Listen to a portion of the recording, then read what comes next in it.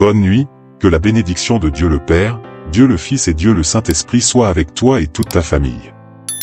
Que Jésus-Christ soit devant nous, derrière nous, à notre droite et à notre gauche, et que le sang de Jésus couvre notre vie et notre famille. Nous déclarons qu'ici encore, le Seigneur nous a aidés. Le Seigneur est Jéhovah Jireh, le Dieu pourvoyeur, le Dieu qui prend soin de nous, le Dieu qui est devant nous et derrière nous.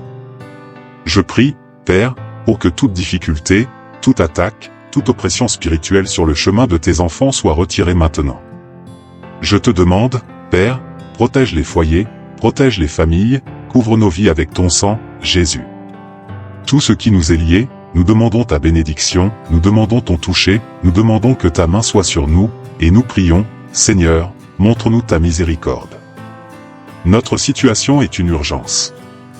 Nous déclarons ce qui est écrit dans le psaume 121, « Je lève mes yeux vers les montagnes, d'où me viendra le secours ? Mon secours vient de l'Éternel qui a fait le ciel et la terre. » Et je prie, Père, pour que toute personne souffrant de douleurs dans les bras, les jambes, le dos soit totalement guérie maintenant. Toute personne ayant des douleurs depuis des années dans le dos, le bas du dos, je déclare la santé maintenant. Je prie également pour toutes les personnes atteintes de cancer, d'infection, d'inflammation, et je déclare la santé pour leur corps physique, la restauration totale et complète de leur corps, au nom de Jésus-Christ. Que Dieu bénisse ta vie, que Dieu bénisse ta maison. Dieu m'a donné une parole, et je sais que cette parole est prophétique pour toi. Je veux demander à tous ceux qui participent à cette prière de laisser un like ici sur cette prière et de la partager. Fais ton acte prophétique en la partageant avec cette personne, car le chiffre 7 représente la perfection et aussi un changement de cycle. Partage-la cette fois, car la Bible dit que par cet chemin, tes ennemis se retireront. Dieu m'a donné une parole qui se trouve dans Jacques chapitre 4. Je veux que tu y prêtes beaucoup d'attention. D'où viennent les guerres et les disputes parmi vous? Ne viennent-elles pas de vos passions qui combattent dans vos membres? Vous convoitez et vous n'avez pas, vous êtes jaloux, et vous ne pouvez pas obtenir, vous vous querellez et vous vous battez, et vous n'avez pas parce que vous ne demandez pas. Vous demandez, et vous ne recevez pas, parce que vous demandez mal, dans le but de satisfaire vos passions. Cette parole parle beaucoup de maturité. Il y a des choses qui ne se passent pas dans nos vies parce que nous ne sommes pas mûrs, et lorsque nous ne sommes pas mûrs, nous agissons selon la chair. Et quand nous agissons selon la chair, nous ouvrons la porte au péché. Et tout ce que nous faisons par la chair, nous devons ensuite le maintenir par la chair. Il faut comprendre une chose, l'Esprit de Dieu nous guide dans de nombreux aspects de nos vies. Mais à cause de pressions extérieures, d'adversité, d'attaques, nous reculons parfois dans des choses que le Saint-Esprit nous a dirigés à faire. Je crois fermement que Dieu nous guide en toutes choses. Nous devons rendre notre chair à Dieu, rendre notre volonté à Dieu.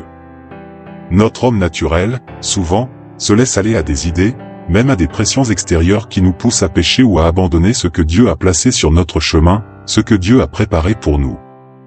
Nous savons que les combats spirituels sont violents pour toute personne qui cherche à plaire à Dieu, qui tente de vivre son dessein, qui a une vision du plan parfait de Dieu pour sa vie. Je veux te dire, la Bible dit que Jésus a affronté des contradictions sur son chemin. Il a affronté des critiques, des personnes qui ne l'aimaient pas, des gens qui voulaient arrêter son ministère, l'empêcher d'avoir une voie, de suivre la voie que Dieu avait tracée pour lui. Toute personne qui marche sur une route de miracle rencontrera des défis et sera combattue dans sa chair, dans son orgueil, dans ses pensées. Le diable essaiera de la faire reculer, de la faire abandonner, de la détourner de ce que Dieu a placé sur son chemin. Combien de bonnes personnes, que je vois, connaissent la foi, ont une expérience formidable avec Jésus, mais au moment de se rendre à Dieu, au moment de s'abandonner, leur chair prend le dessus et les écarte de ce que Dieu avait pour eux. Ta chair essaiera de saboter ce que Dieu a mis dans ton esprit, ce que Dieu a placé dans ton cœur. C'est ce qui est arrivé à tous les hommes de Dieu dans la Bible, leur chair a tenté de les saboter, de les sortir de la volonté de Dieu, du dessein de Dieu. Je vois cela avec Pierre. Quand je regarde Pierre, je vois un homme au grand cœur.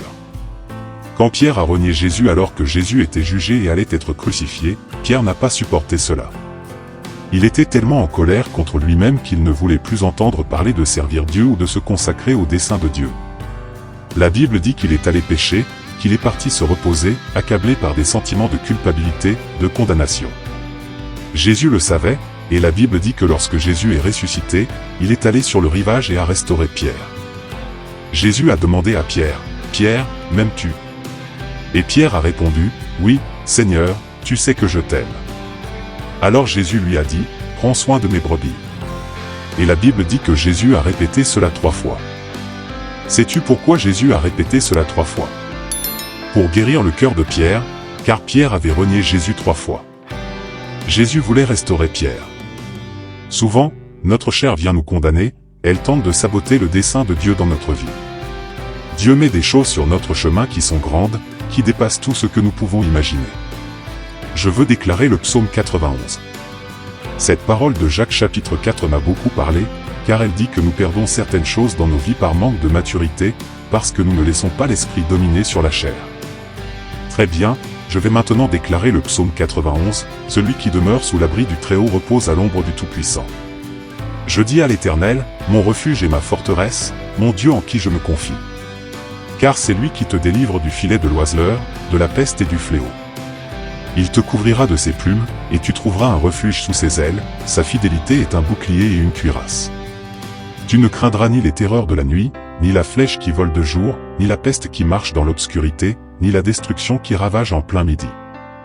Que 1000 tombent à tes côtés et 10 000 à ta droite, tu ne seras pas atteint, de tes yeux seulement tu regarderas et tu verras la rétribution des méchants. Car tu es mon refuge, ô Éternel. Tu fais du Très-Haut ta retraite. Aucun malheur ne t'atteindra, aucun fléau n'approchera de ta tente. Car il ordonnera à ses anges de te garder dans toutes tes voies. Ils te porteront sur leurs mains, de peur que ton pied ne heurte une pierre. Tu marcheras sur le lion et sur l'aspic, tu fouleras le lionceau et le dragon. Puisqu'il m'aime, je le délivrerai, je le protégerai, car il connaît mon nom. Il m'invoquera, et je lui répondrai, je serai avec lui dans la détresse, je le délivrerai et je le glorifierai. Je le rassasierai de longs jours, et je lui ferai voir mon salut. Je veux prier pour toi maintenant, au nom de Jésus. Mets ici dans les commentaires toutes les urgences dans ta vie, toutes les situations où tu as besoin d'un miracle, d'une intervention divine. Peut-être as-tu besoin d'une intervention dans ton mariage, dans tes finances, dans ta vie spirituelle. Peut-être que tu as laissé la chair prendre la place de l'esprit. Il est temps de laisser l'esprit prendre le dessus sur la chair. Amen. Ne laisse pas ta chair parler plus fort que ton esprit. Ne laisse pas ta vie être gouvernée par les choses de la chair. Amen. Je veux prier pour toi et te bénir. Père, au nom de Jésus, je bénis la vie de chaque personne qui est dans cette prière avec moi. Répands ta grâce sur elle, sur sa famille, sur sa maison, sur ses projets, au nom de Jésus-Christ. Nous prions, Seigneur, montre-nous ta miséricorde. Notre situation est une urgence. Libère ta puissance sur la vie de chacun de tes enfants, Père. Répands ta grâce sur leur vie. Je déclare la santé dans la vie de chaque personne qui prie avec moi. Touche-les avec ta puissance, ô Dieu, touche-les avec ta grâce, Dieu. Libère ta puissance, mon Dieu, et que toute attaque de l'ennemi pour faire abandonner cette personne le but divin, pour la faire dévier de son chemin, tombe à terre au nom de Jésus. Seigneur, revêt cette personne de puissance, revêt-la de grâce, libère ta grâce, libère ta puissance, fais des merveilles, Père, c'est ce que je te demande au nom de Jésus-Christ. Touche avec ta puissance, touche avec ta grâce la vie de chaque personne. Je prie, Père, pour que ta main repose sur la vie de chacun de tes enfants, enlève tout poids, enlève toute angoisse, enlève toute tristesse, enlève toute affliction. Cette personne qui est déçue par quelque chose ou par quelqu'un, Seigneur, enlève complètement cette tristesse, cette déception de son cœur, et apporte-lui la vie, apporte-lui la paix, au nom de Jésus-Christ. Je bénis ta vie, je bénis ta maison, je bénis ton mariage et je déclare au nom de Jésus-Christ que la victoire arrive sur ton chemin, que la prospérité arrive sur ton chemin, que l'abondance divine arrive sur ton chemin, que les opportunités divines entrent dans ton chemin, au nom de Jésus-Christ. Je présente toutes les urgences à Dieu et je demande la bénédiction de Dieu, au nom de Jésus. Amen et Amen.